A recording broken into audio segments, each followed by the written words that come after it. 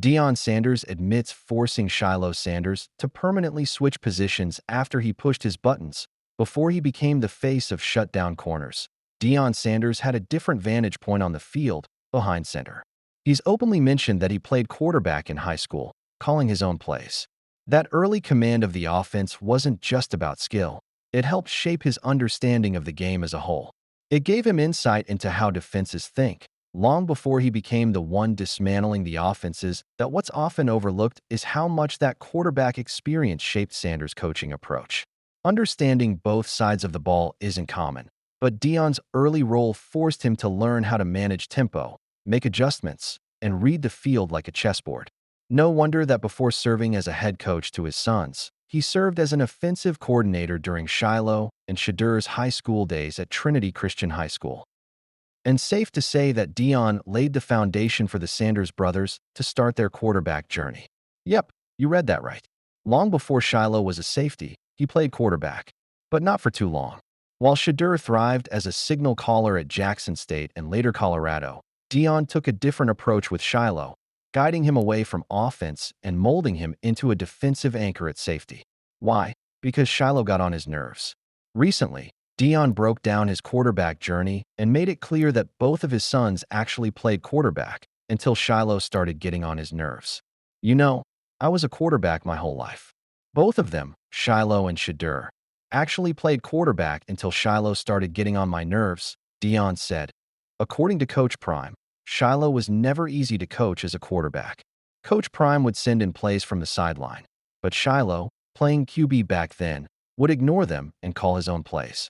That didn't sit well with Deion, and he got frustrated. The result? I said it's over, son, Deion added. You calling your own plays, and I can't do that. I'm signaling in the plays, you call it what you want to do. Fast forward, and Shiloh Sanders is now a safety for the Tampa Bay Buccaneers and getting hyped up to kickstart his rookie season. He, Shiloh, is so happy in Tampa, man. I am so happy for him, Deion said, happy as ever for his son. And Shiloh? Well, he's away from home at this point, with the Bucs for his rookie season. But he still made his presence felt on Father's Day. Shiloh Sanders' special message for Dad. Deion Shiloh Sanders and Shadur Sanders will take some time to make their names in the pros as they're grinding to kickstart their rookie season. But that doesn't mean the brothers wouldn't take some time out for Deion Sanders' special day. And on Father's Day, Shiloh decided to share a message for his Coach Prime, a throwback from a couple of years back. A few days ago, Shiloh took to his official Instagram handle, shared a clip, and wrote a funny caption. A few years ago when I gave Deion Sanders the best Father's Day gift ever. The gift? Well, the clip features Shiloh from a couple of years ago when he took 2 footballs to his dad and got his autograph on them. First, the 25-year-old safety hugged his dad, kissed him on the cheek, and got his autograph. Has anyone ever told you are just a great dad? You're a great guy? Best coach ever. Best coach dad ever. You know what? You're getting something from Father's Day, Shiloh said, and then gave Deion the football with his own autograph on it. Here, a Deion Sanders signed football, Shiloh said as Coach Prime started laughing. Safe to say that this Father's Day was one of a kind for Deion Sanders. After all, both of his sons are now playing in the NFL. While Shadur is expected to become the starting quarterback in Cleveland, Shiloh Sanders is out there making his way through Todd Bowles' secondary. Dillon Gabriel already switches roles with Browns after Kevin Stefanski makes up mind on QB trade. While most NFL rookies ease into the summer with playbooks and position drills, Dillon Gabriel found himself calling plays for 4th graders. This comes following the minicamp, where he did impress Kevin Stefanski. After day 1 of minicamp, where Dillon only completed 7 of the 18 passes, throwing only 1 TD, Kevin managed to look beyond the numbers as he noted. He's got really great ability to ball handle. To put the ball out on a play action when it looks like a run, pulls it back, and throws the pass. There's a lot of skill to that. But hold on a second. Fast forward to now, just a few days later, during the Browns youth camp in Berea, you can hear Dillon laying out this exact route for the youth team QB. This youth camp was also about putting their new rookie class to work in the most unexpected way, flag football coaches.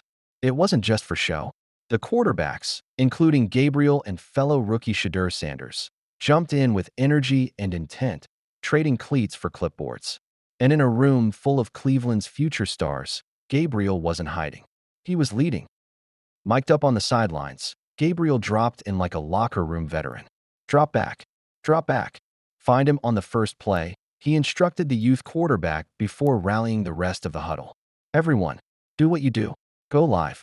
Just ball out, bro, baller's ball. Let's go. Let's get a team break. On me on 1, 2, 3. Goat. It was loose. It was fun. But it also didn't feel like a rookie going through the motions. And maybe it was him signaling to the dog pound. Hey, you get that from me. Leadership. So, here's where it gets interesting. The Browns are floating the idea of carrying 4 quarterbacks into the season. Shedeur, Kenny Pickett, Joe Flacco, and Gabriel. Deshaun Watson's rehab from his Achilles injury is showing no signs of making it back in time. And while that 4 QB roster sounds like chaos, it might be just savvy roster politics. As Mike Florio framed it, it's entirely possible the Browns are putting out the notion to create some any trade leverage. However, Florio also added that when it comes to putting someone on the trade block, it might very well be Pickett who gets the axe. So, no real plans of chalking either Gabriel or Sanders. If anything, the youth camp just gave fans a first look at the future. And Kevin Stefanski seems to have made his call, at least behind closed doors. Mary Kay Cabot reports the team believes it can find a way to keep all 4 signal callers, even if that means trimming elsewhere on the 53. But that move won't go unnoticed. Borrowing a slot from the offensive or defensive line to preserve a 4th QB is no small shake in a league where injuries make flexibility essential. But is Dillon Gabriel really safe? The Browns say they're comfortable keeping 4 quarterbacks, but that's only half the story. While minicamp ended with smiles, the real competition is heating up in Berea. Dillon Gabriel, the 3rd-round pick from Oregon, is technically one of 5 quarterbacks in the mix, not excluding Watson. That leaves Gabriel fighting for pecking order with Joe Flacco, Kenny Pickett, and Shedeur Sanders. That's a lot of arms for just one depth chart. Gabriel's play this offseason has been loud. Quietly loud, if that makes sense. He didn't throw a single interception in the 5 minicamp practices open to the media. He went 48 of 83 with 8 touchdowns, all while showing flashes of command and rhythm. And he knows what he's chasing. Just continuous improvement, Gabriel said as camp wrapped. In this profession, I think there's a bunch of progression and regression, but your ability to manage that as fast as possible allows you to create improvement at a faster pace. That's not rookie speak. That's a quarterback trying to separate himself, fast. But don't be fooled. Shedeur Sanders is coming for the same seat. According to ESPN Cleveland's data, he led all QBs in completion percentage, 77.4, and threw more touchdowns, 9, than anyone else during the same stretch. Both Gabriel and Sanders are reportedly viewed as roster locks, per Mary Kay Cabot. But locks today don't always translate to Sundays in the fall. And let's not forget the Browns still have Joe Flacco and Kenny Pickett, 2 veterans with drastically different resumes and timelines that GM Andrew Berry didn't shy away when asked if all 4 could make it. Absolutely, absolutely, absolutely. If they all play well enough, he told Yahoo Sports. But that if is doing a lot of work here. If you're from the dog pound wondering who gets traded or cut, keep watching. The preseason starts August 8th versus Carolina. All eyes will be on Gabriel, Sanders, and this quarterback carousel.